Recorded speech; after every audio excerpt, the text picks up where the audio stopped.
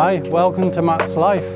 And today I thought I'll do a quick review of my scooter. It's the Burgman 400 2018 model, and I've done nearly 8,000 miles.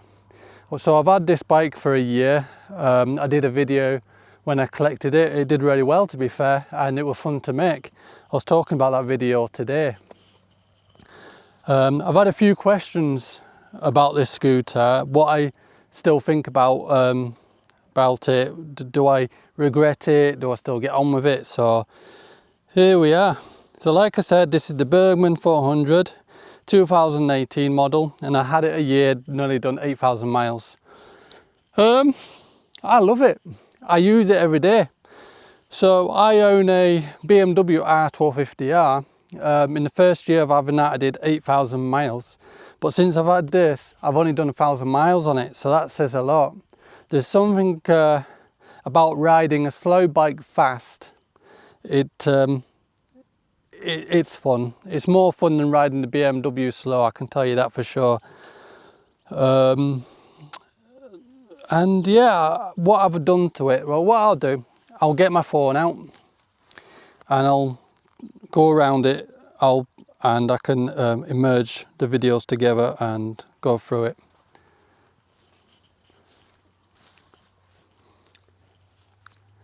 So first of all, I put the Givey windshield on it and my grumpy sticker.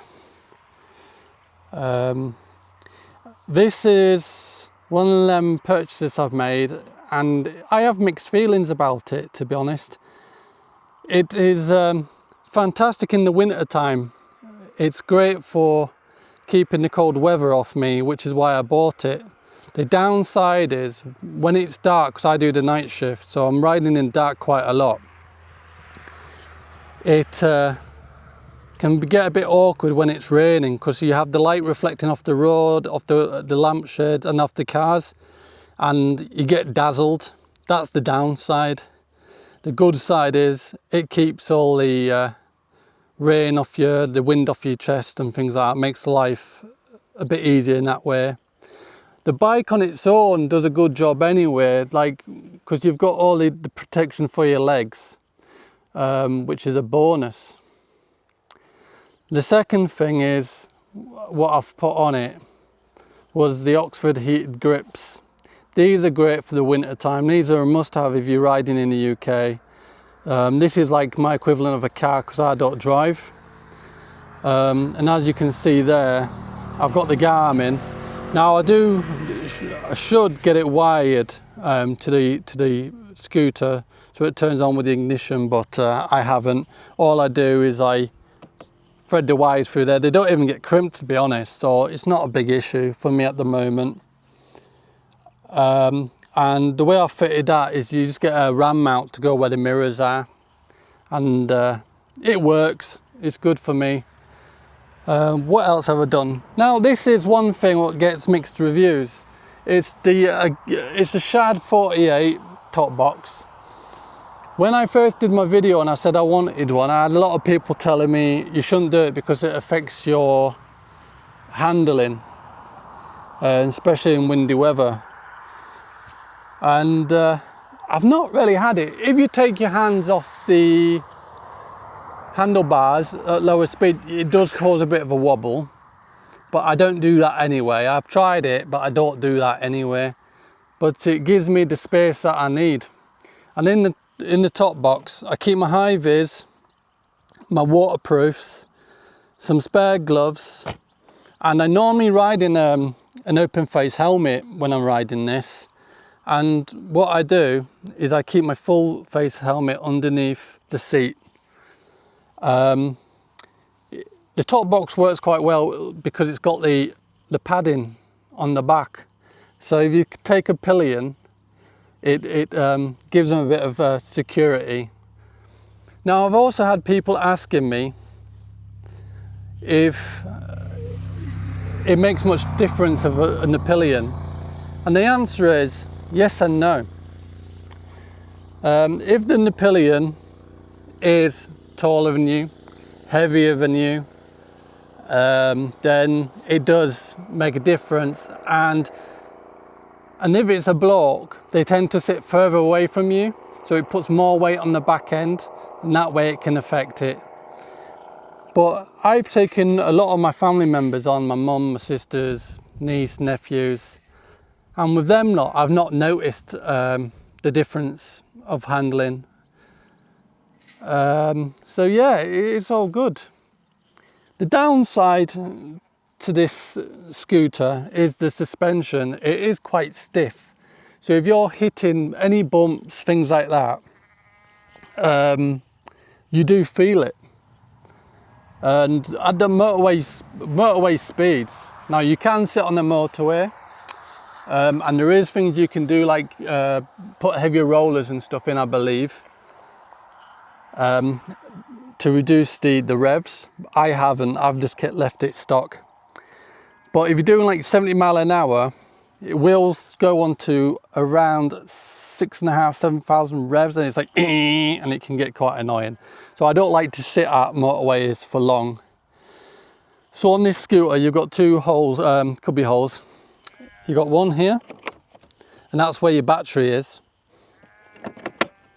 And then you've got one in here. It has a charging port, and I normally just keep my disc lock in there. It has the handbrake here. When you leave the handbrake on, you get a warning light on the dash. A little green light comes on. Someone's asked me, what does that do? Just around here. Now that's an eco light.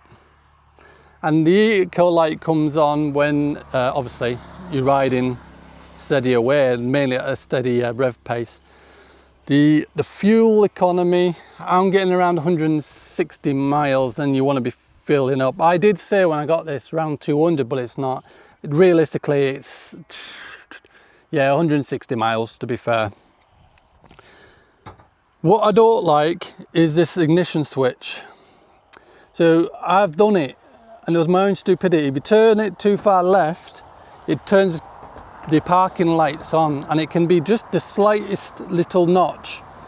And I've come back from work, and the battery's been totally dead, absolutely dead. It don't come up anything on the dash. It's just blank. That's it, done.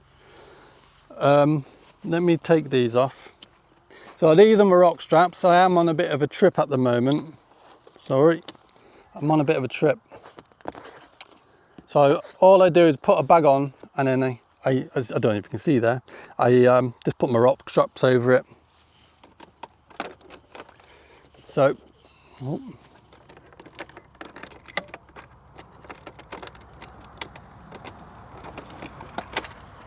So yeah, underneath there, you got space for a full face helmet and some waterproofs. Do apologise for the bad camera angles then. But yeah, so you got enough space to put one helmet and your waterproofs, which is pretty decent, to be fair. It does come in handy.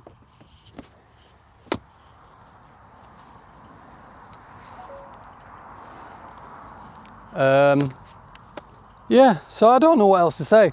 Now on this trip, I've got a nail in the back tyre, and I couldn't believe it. This is the second time I've come on a camping trip. Last time was on my BMW, got a nail through. Come on this today, got a nail through. It's just bad luck, man. Absolutely bad luck. Would I recommend this scooter? Yes, I would. I would probably recommend any other scooter as well. I have had some people saying, oh, I wish I'd put an electric windshield on, it had more tech, blah, blah, blah. I'll tell you something, the reason I bought this scooter, over any other, was the lack of electrics, because it's less to go wrong, in my opinion. It's a very, very basic bike. Now, the positioning on the scooter, so I'm 5'11". It weighs in around 220 kilos, so it's quite a hefty scooter, to be honest. But there's so many ways you can sit and chill out on this. So you've got a seat pad here, backrest, so you can ride it in your conventional scooter way. Put your feet like this. Now this is how I ride, because I suffer a lot of aches and pains. So this is how I ride a lot of the time. I put my foot up here, I lean back and I chill out. And it is extremely comfy for me. I do wish I had one of these over in the Philippines, to be fair, because it is a wonderful machine. Brand new, these are going for £7,000, I believe, which I think is a bit high for a 400cc.